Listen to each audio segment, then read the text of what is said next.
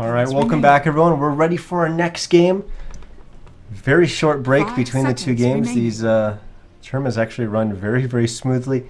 We had the next team already waiting in the round of 16 for Lonely Boys as soon as they won their match. And here we are. We're ready to cast.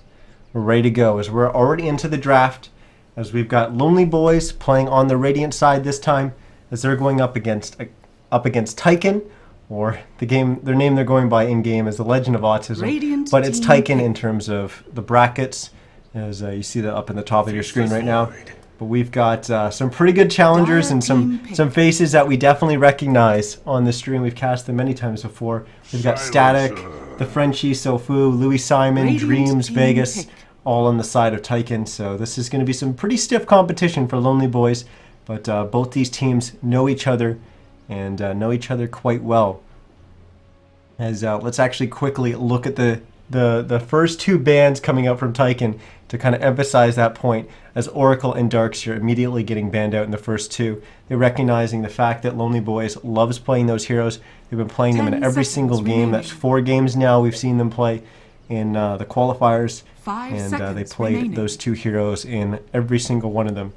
But nope, TIKEN denying them that in their first set of bans. Well, we're going to have a very different game from Lonely Boys, and we're going to be able to see what they've got to go up against TIKEN. A world devourer. Oh dear. This is going to be exciting. Once again, guys, welcome to the channel. I, of course, am Niz, and you're watching NizCast. If it's your first time here, well, welcome. But hopefully you will enjoy the cast and come back for more as I try to cast as much as I can. I'm going to be casting pretty much the entire duration of the Americas qualifiers, as many games as I possibly can before my voice gives out. I managed to last all yesterday, and hoping today is going to go just as well. Had a little bit of help towards the end of yesterday with a little bit of co-casting from a friend, but he's going to be a little tied up today, so I might be solo casting for the majority of it, but we'll see. Let's hop into the draft. I already mentioned that Oracle and Darkseer are getting banned out by TIKEN. They've also banned out the Juggernaut and now the Terrorblade. As Lonely Boys, they banned out the Earth Spirit, the Ebola Spirit, whatever you want to call them, the Gyrocopter, the Phoenix, and the Vengeful Spirit. The first 2 picks coming out from Lonely Boys as a result of that Oracle and Darkseer getting banned out was the Abaddon and Jakiro. We had TIKEN pick up Queen of Pain and Tusk, followed by Silencer and Anti-Mage. And Lonely Boys picked up Faceless Void and Outworld Devourer. Interesting. We're going to see another Faceless Void. We saw one yesterday. Didn't win, but it was interesting to see what a good Faceless Void player is able to do with control of that hero.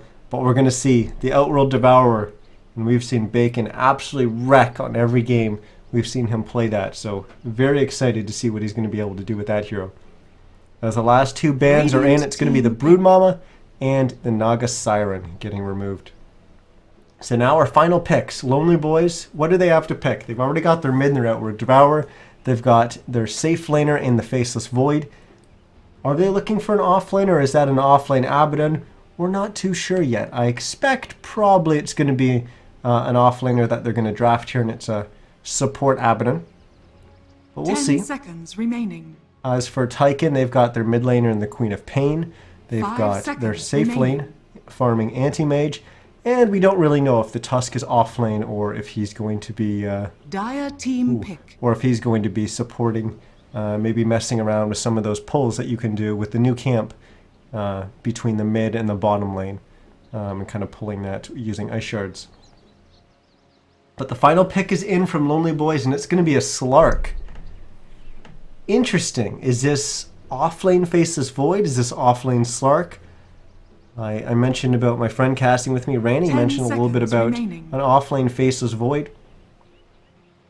And hearing a little bit about the potential of that. I wasn't too sure about it because of the reduced range and the fact that his escape isn't really as strong as the majority of offlaners.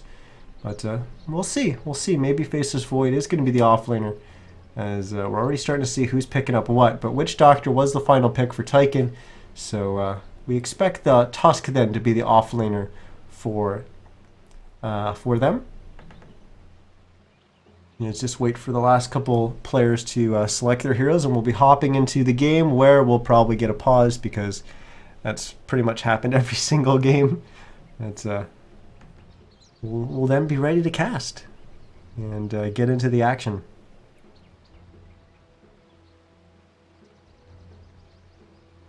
Ten seconds remaining. This is a moment to close out the draft where a lot of teams just kind of organize exactly what's going on. What are the lanes going to be? What are we looking for early on in the game? And there we go, Pumpkin unfortunately DCing. But Potato Gaming, yeah, they were making fun of his PC yesterday as well. But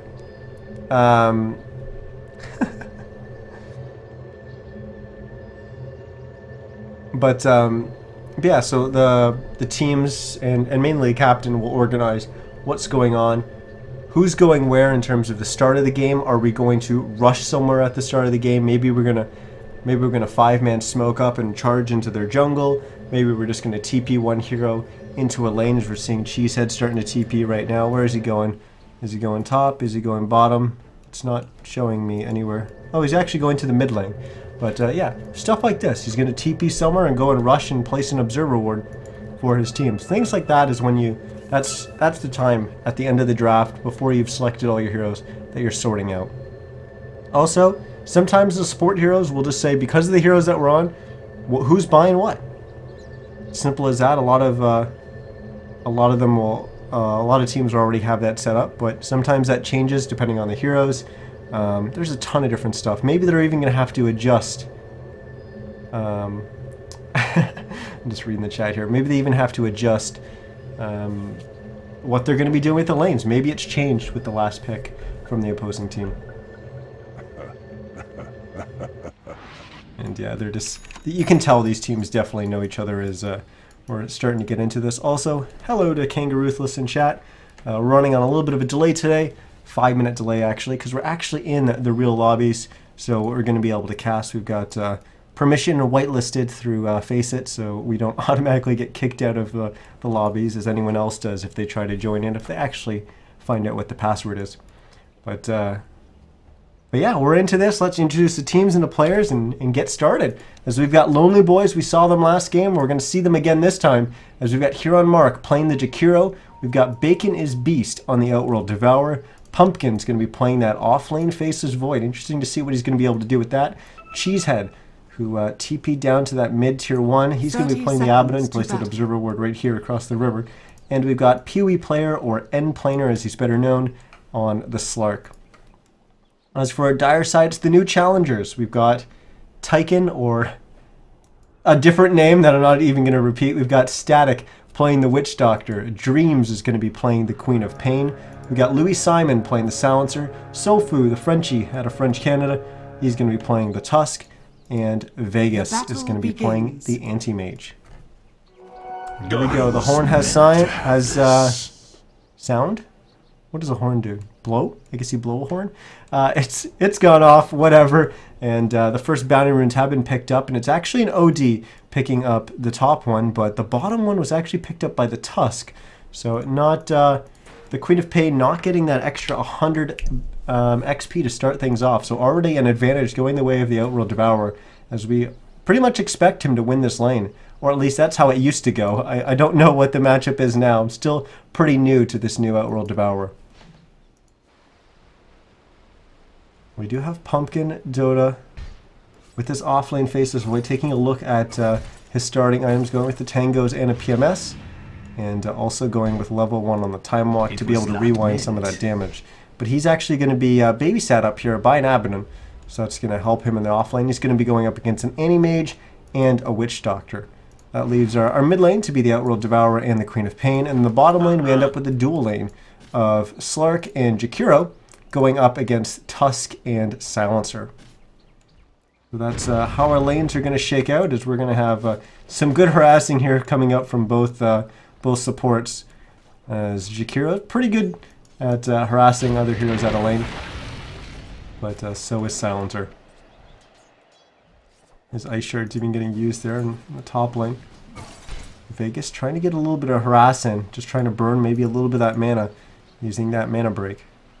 Any hit that you can get in on the opposing hero is always good, especially when it comes to burning through some of that mana that heroes like Abaddon depend so much on early on.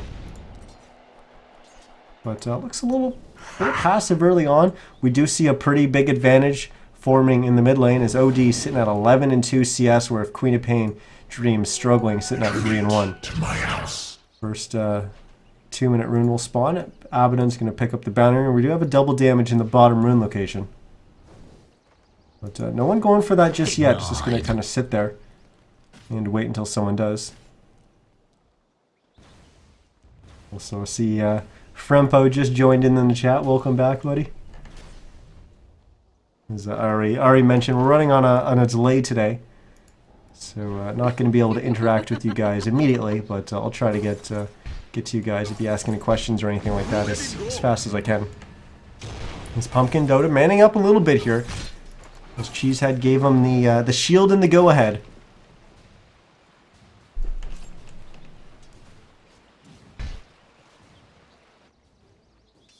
Why do you keep saying TIKEN? Isn't it TIKEN? TIKEN? T-I-K-E-N? That's the name of the dire side when you look at the brackets. They're going by a different one in name, but maybe I'm just saying it wrong. In which case, just let me know.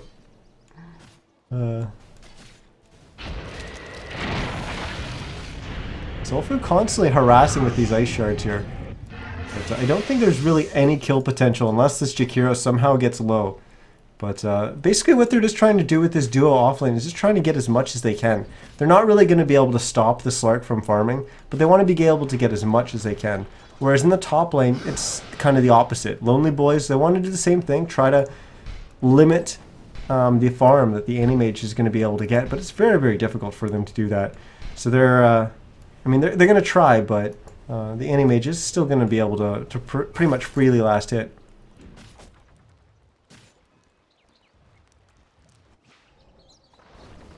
Yeah, I see Roman actually backing me up there, saying that it's the name they're listed under for the Liquipedia page, but it's also the name that they're using in the actual brackets on Faceit as well. Unfortunately, another pause getting called here. As they're having TeamSpeak issues. Oh well. But let's actually take a quick look at our last hits. As we can see, the Tusk has actually gotten quite a bit. He's sitting at 19 and 3 right now. And Zolfu actually getting more CS than the Slark. So PoE player falling a little bit behind. So they're doing more than just trying to get what they can in this bottom lane. I'm a little bit surprised by that. I actually wasn't looking up at those last hits when I was making those comments. And this lane has actually gone a little bit more dire favored than you would expect. But we do expect the dominance in the mid lane. The OD sitting at 22 and 6, whereas the Queen of Pain's down at 11 and 4, already doubling up in terms of the last hits. Not quite doubling up in terms of the denies, but we're already going to see a pretty big discrepancy in terms of levels. We're seeing them pretty even right now, just about what is that, 220 XP in favor of OD, but he's going to get a little bit more here as he's got another catapult. And this creep, there is still a creep there, I think. No, I can't select it. I believe it's just been denied.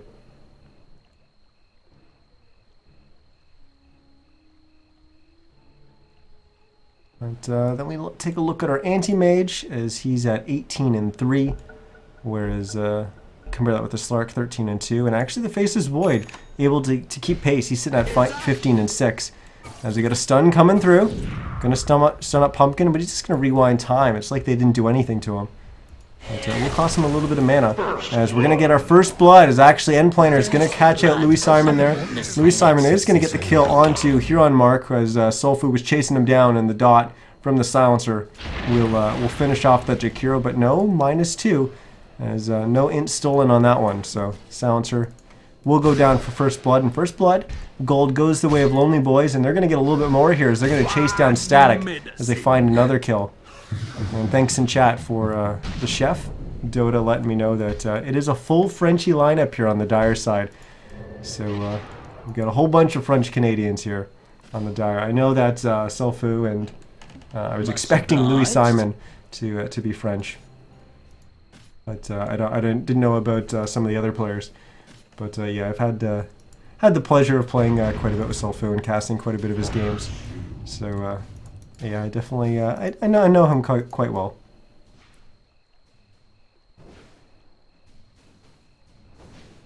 But we've got still this discrepancy in the mid lane, and I really wonder what they're going to be able to do with this. Dreams is going to fall quite a bit behind, and yeah, he needs to be able to get as much XP as he can, and he's kind of keeping pace. But now that we've seen, we're going to see as this last two creeps go down, we're going to see how big the discrepancy in terms of XP actually is. As there we go, the last creep goes down. We've got level 6, almost level 7 on the Outworld Devourer in Dreams. He just now hit 6. It's almost a full level advantage for the OD. And that is not what a Queen of Pain wants. Like, yes, she wants gold early on, and she's not really finding that, but primarily she wants XP so that she can get those level advantage and be able to burst some heroes down early on in the game, especially pick off some of these weaker supports. Not that Jakiro's a weaker support, but you know what I mean. He's probably one of the tankiest supports early game, but I mean, Abaddon's not that hard to bring down, but you know, Abaddon's also after that XP early, because he needs level 6 before he really gets tanky. Once he gets borrowed time, then he's hard to kill. But prior to that, he's not really the hardest target to bring down.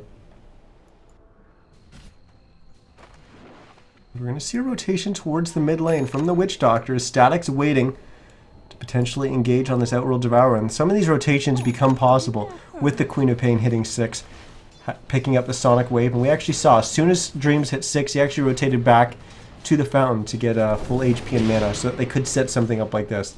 And that's a moment where Lonely Boys has to be careful, because Dreams could just TP to a lane and blink in and blow someone up. So they have to play passive until that Queen of Pain shows on the map again. But Static has shown and revealed himself in the mid lane. So they know he's here, so Bacon's going to play a little bit more cautiously as he continues to ball a crow there. Lork taking a little bit of harass here, as he still struggles to get CS. 20 and 2 CS. He's actually dead even with the Queen of Pain, but this Tusk doing quite well. 30 CS already. As both offlaners actually doing quite well. 31 CS on the Tusk and 34 on the Faceless Void. The biggest difference between these two teams is actually in the mid lane, where OD's got a pretty big advantage, and then in the top and the bottom lane, where Anti-Mage has a pretty big advantage over the Slark.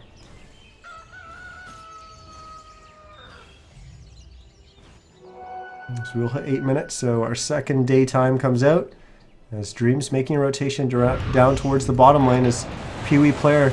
Oh, he's in trouble. He just used his pounce, and now he's going to have to pop his Shadow Dance, but here's Dreams, he's waiting. Cheesehead's going to TP in, so is Bacon, as they're going to trap these heroes that have just dove under the tower, as Louis Simon might be the first one to go down. Sonic Wave will come out, as Bacon's also going to find the kill onto Selfu, as Dreams has blinked away, and maybe Huron Mark was going to be able to catch him on the Jakiro, but not the case, as the Queen of Pain gets out safely. But still, the Dire side, they lose 2 heroes, and they fall behind about 1,000 gold there. The Anti-Mage and the Witch Doctor sensing a little bit of an opportunity here, going on the Faceless Void, burning through some of his mana. And I think that Faceless Void is probably the weakest against Anti-Mage if you're doing this in an off-lane kind of role, because he can jump away with his Time Walk to reduce or basically get rid of any damage that was dealt to him in the last 2 seconds. But that's going to cost him 40 mana. And on top of that, Anti-Mage is burning his mana while he's doing it. So Faceless Void is going to very quickly become a hero that's very reliant on mana when he's doing this kind of off-laning. And the Anti-Mage is going to burn through that. His Dreams is going to find Cheesehead here, but no Sonic Wave, as it's still on cooldown from that gank at the bottom tier 1 tower. Failed gank, I should say. Ice Path going to catch out Louis Simon. The leap or pounce from the Slark is also going to catch him, but the Silencer will be able to get away. And now they're going to try to turn and go on the Tusk instead. One more attack and they will bring him down. 5th kill on the board for Lonely Boys, as they are off to a pretty damn good start here But those kills actually very important for them. The Slark wasn't finding the farm early on in the lane, and now he's got a couple kills under his belt as he's sitting at 3-0-1. That combined with Bacon just dominating the mid lane is maybe all they're going to need to keep the ball rolling and dominate into the mid game. But Animage is off to a great start as well as Vegas. Expect him to be picking up his Battle Fury at a pretty quick timing. He did choose to go for Power Treads and actually complete those, so that will set his Battle Fury timing back a little bit. But I still expect it to be relatively quickly because he's been able to farm away in the top lane. Snowball from Sofu. They're going to lead onto Bacon as he's just going to get blown up. TP's come in, but the Jakiro, the Abaddon, and Faceless actually is going to cancel. They unfortunately get there a little bit too late to help out the Outworld Devourer. Now both teams just kind of go back to farming. Let's actually take a look at our net worth as we start to see the laning phase end and summer rotations come out. We're still basically in the laning phase, but we're starting to make that transition. But in terms of net worth, it is the Animage leading the way at 4,500, but right behind him is the Outworld Devourer, even with that death.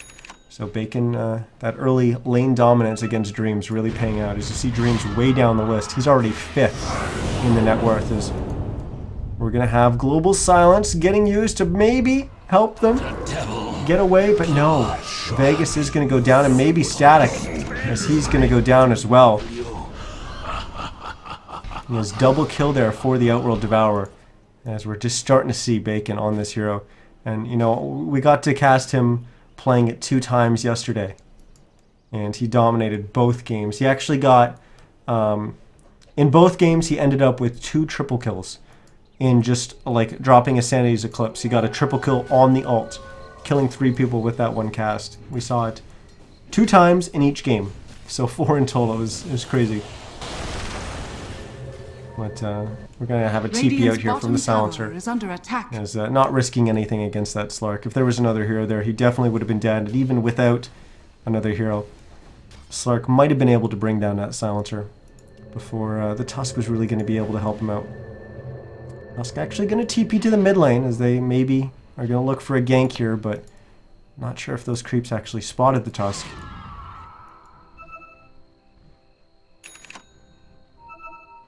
He's going to try to rotate in behind bottom. He's going to run right into Bacon right as he comes down this ramp. As what is he doing? He's in trouble. He's going to drop into the Snowball, do it onto the Jakiro. He's going to try to use the Ice Shards to, I think, isolate the Outworld Devourer, but instead he actually locks him in. And that's a little bit of a feed there from the Tusk. As he gets caught out. They were trying to set something up offensively, but in the end they just kind of focused too much on what they were trying to do and ended up just walking into a bad situation. Under attack. It's 8-2 now, the total for kill total for Lonely Boys.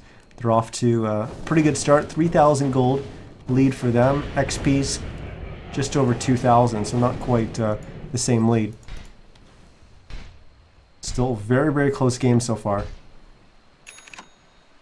And it's really going to come down to, now that we're leaving this laning phase and we're starting to kind of establish the mid game where heroes are moving around, how much space are they going to be able to create for this Animage? How much is this Animage just going to be able to farm himself back into the game? I mean, he's not out of the game by any means. We're seeing Outworld Devourer kind of pull ahead of him with some kills, but the Animage, once he gets that battle for, he's just going to farm like crazy. As Dreams, who just barely being able to blink away there. Silence is going to get popped by the Silencer as they try to go on Pumpkin, but he's able to leap away, and now they're going to try to re-engage. The Chrono just barely catching the Tusk, but unfortunately catching their OD as well, as they're going to try to go on to Sofu as he's dropping quite low, and he will go down. Sanity's Eclipse comes out from Bacon to finish him off, as they're going to maybe even dive the tower here. They're going after Louis Simon, Vegas, and Static, as we're going to have TP support coming in from Dreams, as he's going to look to turn this around. He's going to jump onto the Void, because that's going to drop him down kind of low, but he's able to rewind that damage. Sonic Wave hit him, but he's not going to be able to rewind that, as he was still on cooldown from his time lock. Structures are fortified. Good splitting there to make sure the cast doesn't keep bouncing. Static's actually going to go down. Cheesehead very, very low. Borrowed time on cooldown, but he does have the Aphotic Shield to keep him up, as we're going to lose Dreams as well. Dire's middle tower is under It's attack. Lonely Boys. They are playing some damn good Dota right now. And you know what? Judging by how these teams were talking in the lobby to Dire's start things off structures here, are fortified. it looks like the Dire side was Dire's feeling bottom pretty tower confident. is under attack. But maybe Lonely Boys are the ones that Dire's middle should have tower felt more has confident fallen. going in. Not that they weren't Dire's confident, top but tower is under attack. yeah, it was definitely the Dire side doing more of the, I guess, friendly shit talking. I guess it wasn't bad mannered. It was just kind of fun, fun trash talk between the two teams. Dire's structures are fortified. But if you played with any of these guys on the Dire Dire's side, top you know tower that's not is really under attack. too far from the norm. Dire's top tower has fallen. Here Mark's actually. They know that this Anti-Mage is here, trying to set something up. They're going to start rotating on in. Oh, Ice Path just barely going to miss on the Anti-Mage. As Bacon was close. He didn't have Sanity's Eclipse, though. So maybe they wouldn't have been able to bring down the Anti-Mage. But he's got 2 Staff of Wizardries in his stash. The Rod of Atos, the Rod of Valley. Almost completed on him to go with his 4 Staff as they trap Dreams once again. He's able to blink away, but Slark is there to catch him. Reading exactly where that Queen of Pain was going to blink and being there to catch him. Had actually a double damage bottled up, but didn't even have to use it. We got a Veil in the works for the Jakiro. Looks like just a Ring of Regen on the Abaddon. I was going to say maybe it's going to be a Vlad's, but we're actually seeing the Void just complete a Vlad's. Once again, the Ice Path just barely a little too short. As Pumpkin's actually going on the aggressive here. He's chasing after Vegas. As he's got that W popped, I have no idea what it's called. It's the time dilation. Now they're going to drop the Chronosphere as the cask bouncing around, stunning them up and preventing some of the damage from going out. As Vegas still not able to blink. Time dilation, pretty damn good against Anti-Mage. Forget about the early lanes and being able to drain mana. As, oh, Sanity's Eclipse going to get the kill there, dropping the Silencer. Right click going to finish off Soulfu on the toss. As they're not done, they're going after Dreams here. And just no progression in terms of his cooldowns, the time dilation. God, it's got to be so annoying for some of these heroes to deal with. Heroes that rely on their blinks. As we got 3 kills going to Bacon there. As he gets the triple kill in that team fight. As he's starting to run over the game here. But honestly, most of those kills were all thanks to Pumpkin. Tower is under attack.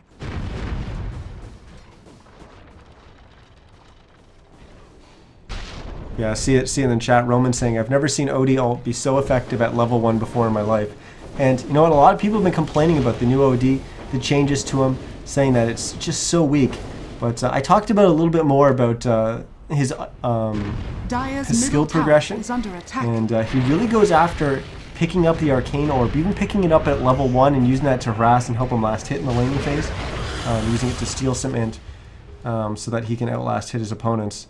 And then it's just mainly just good positioning in the team fight.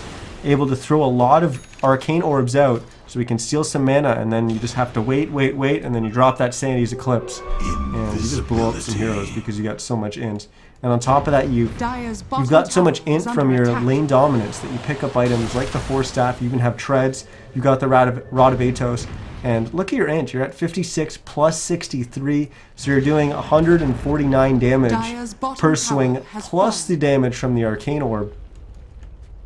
And we saw him 3-shotting Bristlebacks from behind last game. Or last time we saw him play this. And the time before that, he was also up against a Bristleback. And it was the same story, just 3-shotting Bristlebacks from behind.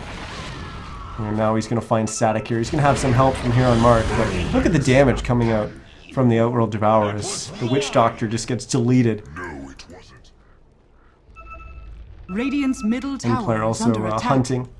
He's not going to find anyone, but he's gone and picked up the Midas, which we saw the Slark from last game pick up as well. But he's gone Midas into Shadowblade. There's Dreams now blinking away. Are they going to be able to catch him? Ice Path, just time, will just barely catch Dreams. And now look at the damage. It's just so much. As Dreams goes down, and you know, when the patch came out, I actually said it in my patch analysis. Faceless Void, maybe Blink Dagger is an item on this hero. Now, maybe he'll have to pick that up, and we're seeing Pumpkin pick it up here. So that's going to help with that initiation, help with his ability to jump on heroes, get that time dilation going, or also be able to blink in and get a good Chronosphere off as well. Dire's top tower is under attack. TIKEN going to be going after a BKB. Still don't know what Cheesehead's going to be going after. We've got the Veil complete on Dire's Huron. top tower has fallen. In planar, we already covered the Midas and the Shadow Blade, but he's since purchased a Sange. As for our Dire side, they don't really have much. Louis Simon with just Radiant's Treads, bottom Dreams, tower is under attack. going Blade Mail, but still doesn't have that completed on their mid lane Queen of Pain. Tusk probably doing the best on his team, apart from the Anti-Mage, as he's got a Mech and Arcane Boots completed. And we've got Static with just Brown Boots and a couple Radiant's wards and a bottom TP. tower is under It's attack. not been looking good for him.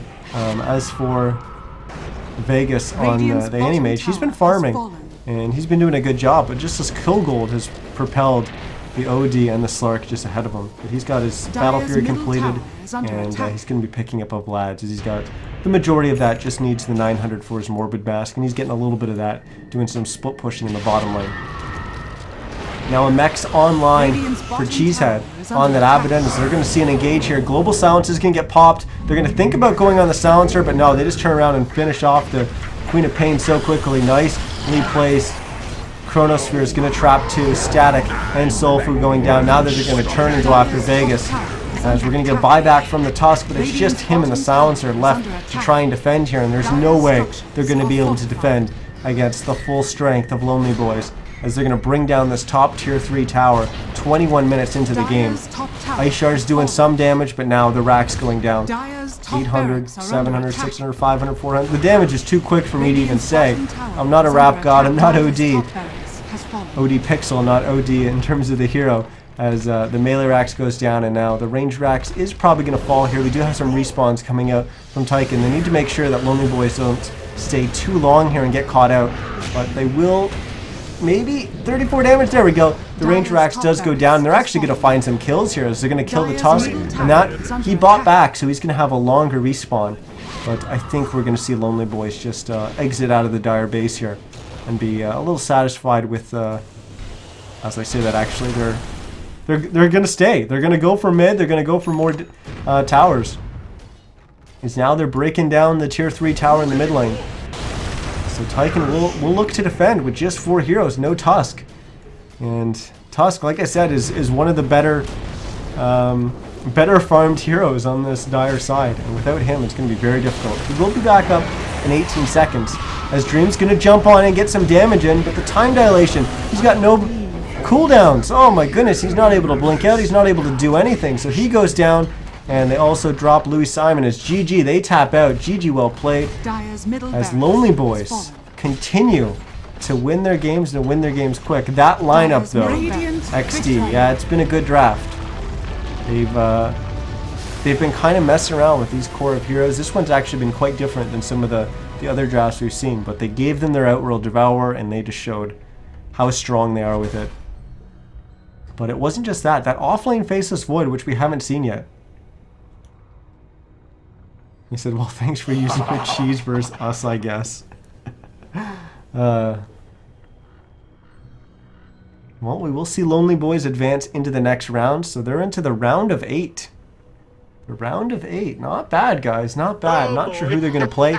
We'll have to take a quick look at the brackets. I imagine they're who they would be playing in the round of 8. They're probably not as far progressed in the brackets right now, so they'll probably have to wait for their next game. So not sure if I'm going to cast Lonely Boys again in their next match, or I'll hop into a different one. I'll let you guys know in the stream chat once I figure that out.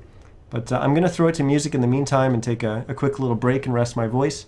But if you guys did enjoy the cast, make sure you hit that follow button, as I'll be casting as much as the Americas qualifiers as I can, both today, tomorrow, the next day, even the main qualifiers for the Americas as well. So make sure you hit that follow button and come back and check out some of those games. But that's going to do it for this one. Once again, guys, I was Niz. If you're listening in-game, feel free to stop by my Twitch channel at twitch.tv/NizCast, as we've got more games to cover. But I am going to throw it to music, and I'll let you guys know in chat what's going on with our next game.